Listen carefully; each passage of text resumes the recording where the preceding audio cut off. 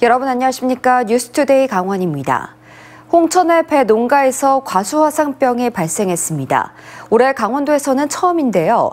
과수화상병이 전국적으로 퍼지는 상황이어서 과수 농가들의 걱정이 커지고 있습니다. 이송미 기자가 취재했습니다. 홍천의 배 농가입니다. 농장 주위로 통제선이 쳐져 있습니다. 외부 출입이 전면 금지된 겁니다. 최근 이 농장에서 나뭇잎이 검게 말라 죽은 배나무가 발견됐습니다. 검사 결과 배나무 200그루 가운데 12그루에서 과수화상병이 확인됐습니다. 전염성이 강한 탓에 모두 매몰 처리해야 해 피해 면적이 5,000제곱미터에 달합니다. 지금 다 섞어가지고 지금 봉지만 이제 시작하면 되는데 지금 표현해서 그냥 내밀게 생긴 상황인데. 올해 강원도에서 발생한 첫 과수화상병입니다. 전국적으로 가장 먼저 발생한 건 지난 13일 충북 충주와 충남 천안. 그런데 확산세가 심상치 않습니다. 열흘 새 30곳이 넘는 농가로 퍼졌습니다. 과수화상병은 나뭇잎이나 줄기가 화상을 입은 것처럼 말라 죽는 세균성 병해입니다. 한번 발병하면 3년 동안 다시 나무를 심을 수도 없습니다. 과수화상병은 치료제가 없어 인근 과수원을 중심으로 불안감이 높아지고 있습니다. 4년 전에는 전국 744개 농가에서 과수화상병이 발생했습니다. 매몰 규모만 394만 제곱미터로 역대 가장 큰 피해를 봤습니다. 걱정은 되니까 방제를 철저히 하는 방법밖에 우리들이 할 수 있는 건 없죠 농식품부와 강원도는 일단 추가 감염을 막기 위해 주변 2km 모든 과수 농가를 대상으로 예방 관찰을 벌이고 있습니다. 농기자재 철저한 소독이 필요하겠고요.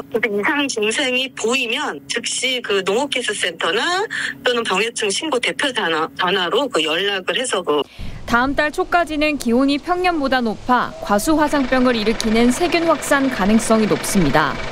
과일값이 이미 오를 대로 오른 상황에서 농가의 한숨이 깊어지고 있습니다.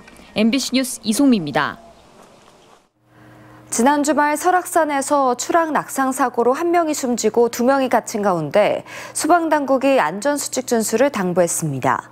강원도 소방본부는 산악사고를 예방하기 위해 지정된 등산로를 이용하고 등산화와 안전장비를 갖춘 뒤 산에 오르라고 당부했습니다. 또 2명 이상이 함께 산에 오르고 위급 상황이 발생하면 119에 전화해 산악의 위치 표지판과 국가 지정 번호를 알려주면 정확한 사고 지점 파악과 구조에 도움이 된다고 강조했습니다. 도로 아래 송수관로를 묻는 공사가 원주시 봉산동에서 작년에 시작이 됐는데요. 장비대와 임금 등이 체불되면서 공사가 무기한 중단된 상태입니다. 시민들이 불편을 감수해야 하는 기간이 속절없이 늘어가고 있습니다. 보도에 유주성 기자입니다. 원주시 봉산동의 한 도로. 공사 때문에 4개 차로 가운데 2개 차로가 막혀 있습니다. 그런데 신호수는 물론이고 공사를 하고 있어야 할 인부와 중장비들도 보이지 않습니다. 인근의 다른 공사 현장도 멈춰섰습니다. 플라스틱 방호벽이 도로 한가운데를 떡하니 막고 있지만 별다른 움직임은 없습니다. 공사에 필요한 장비들이 그대로 방치돼 있고 인부들을 위해 마련된 휴게소도 텅 비었습니다. 구곡배수지와 2025년 완공 예정인 태장배수지 사이에 송수관로를 묻는 공사인데 굴착기, 화물차 기사 등에 지불할 건설기계 대여금이 체불되면서 공사가 중단됐습니다. 3월, 4월 해서 한 2천 정도 되고요. 장비를 굴리려면 기름을 넣어야 되는데 카드가 연체되다 보니까 지금 차를 굴릴 수 없는 상황입니다. 다른 곳에 일이 있어도 갈 수가 없는 입장이죠. 작업자들이 일손을 놓은 건 지난 10일입니다. 앞서 같은 이유로 공사가 중단됐었는데 밀린 대여금을 주겠다는 약속을 믿고 복귀했지만 이 약속도 지켜지지 않자 다시 현장을 떠난 겁니다. 확인된 체불액은 최소 3억 원이 넘습니다. 공사 재개 시점도 예상할 수 없는 상황. 해당 도로를 이용해야 하는 주민들과 인근 상인들이 언제까지 불편을 감수해야 할지도 가늠하기 어렵습니다. 요즘에 피해가 많은 것 같아요. 우리가 작년보다 며칠 영 안 나와. 저건데 보다시피 모래 봐야죠. 모래도 안 치워주고 민원실에다가 민원 전화를 해도 없고요. 통하질 않네. 원청과 하청업체는 예상보다 공사 비용이 커지면서 대금 지불에 어려움을 겪고 있다며 설계 변경을 통해 자금을 추가로 확보하고 일부는 손해를 감수하더라도 대금을 지급해 공사를 신속히 마무리하겠다고 밝혔습니다. MBC 뉴스 유주성입니다.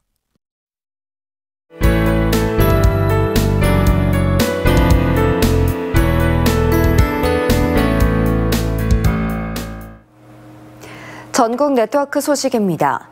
병원에서 건강보험을 적용받으려면 반드시 신분증을 지참해야 합니다. 건강보험 부정수급을 막기 위한 조치인데요. 그런데 아직 시행 초기여서 곳곳에서 혼선이 빚어지고 있습니다.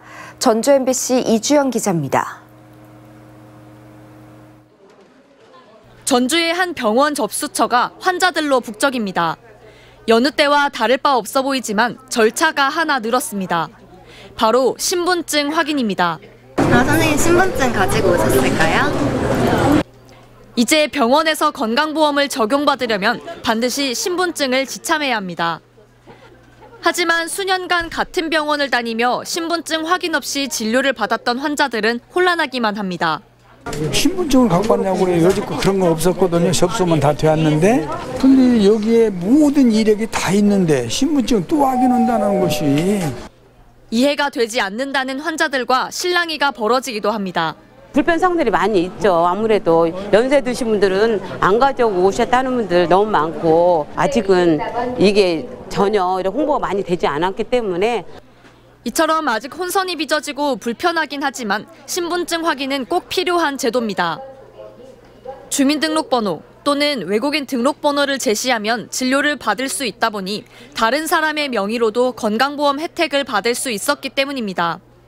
국민건강보험공단에 따르면 건강보험증 대여 도용 적발 사례는 2021년과 2022년 3만여 건, 지난해에는 4만여 건에 이릅니다. 좋은 정책이라고 생각합니다. 남의 신분증으로 또 병원에 할 수도 있으니까 괜찮은 거죠. 사본이 아닌 실물 신분증이 필요하지만 깜빡했더라도 확인할 수 있는 방법은 있습니다. 전자서명인증서나 모바일 건강보험증도 가능합니다. 예외도 있습니다. 응급환자, 장기요양자, 임산부 등은 신분 확인을 하지 않아도 됩니다. 또 신분증이 없는 미성년자의 경우 기존대로 주민등록번호만 말하면 됩니다. 약국도 홍보물에 신분증 지참 필수 기관으로 명시돼 혼란을 겪었지만 병원에서 이미 신분 확인을 거쳐 처방전을 받았기 때문에 신분증 제시는 필요하지 않습니다. MBC 뉴스 이주연입니다. 제22대 국회가 오는 30일 개원합니다. 더불어민주당 우현식 의원이 국회의장, 이하경 의원이 부의장으로 추천됐고 국민의힘 몫의 국회 부의장 1명이 확정되면 의장단이 구성됩니다. 도내에서는 21대 지역구 국회의원 8명이 모두 당선돼 오는 30일부터 2028년 5월 29일까지 4년간 임기를 수행하게 됩니다. 강원도가 연구개발특구 지정과 관련해 춘천, 원주, 강릉을 한 권역으로 묶고 지역별 주력 산업 활성화에 나섭니다. 춘천은 바이오와 AI, 데이터를 중심으로 육성하고 원주는 반도체와 모빌리티, 의료기기 산업을 키웁니다. 강릉에는 바이오와 신소재 산업 투자와 지원을 강화해 과학기술정보통신부에 연구개발 특구 지정을 요청할 계획입니다. 강원특별법에는 도지사가 특구 지정을 요청할 수 있는 특례가 있고 특구로 지정이 되면 매년 100억 원의 국비 지원과 세제 혜택이 주어집니다.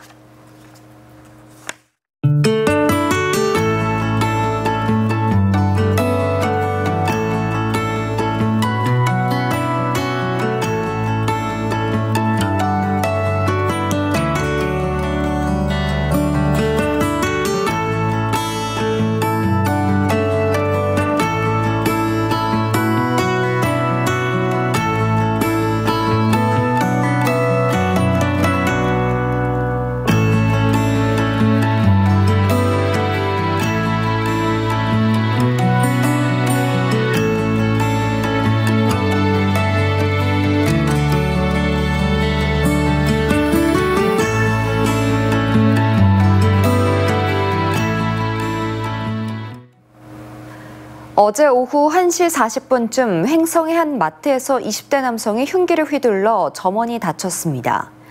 경찰에 따르면 이 남성은 계산대에서 점원과 대화를 하다 갑자기 흉기를 휘둘렀고 범행 후 현장에서 체포됐습니다. 점원과 20대 남성은 모두 다쳐 치료를 받고 있으나 생명에는 지장이 없는 것으로 확인됐습니다. 경찰은 목격자 등을 상대로 사건 경위를 조사하고 있습니다. 강원도가 반값 농자재 시행 2년차를 맞아 지원 대상을 확대하기로 했습니다. 2년 이상 농업 경영체를 유지하면 영농 자재를 지원하는 기존 정책에 더해 올해부터는 농업 경영체를 1년 이상 유지한 신규 귀농 귀촌 농가도 지원 대상에 포함하기로 했습니다.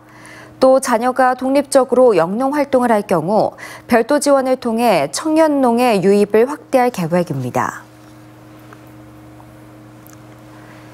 강원도 내 아파트 전세 가격이 전국의 평균보다 10% 이상 높은 것으로 나타났습니다.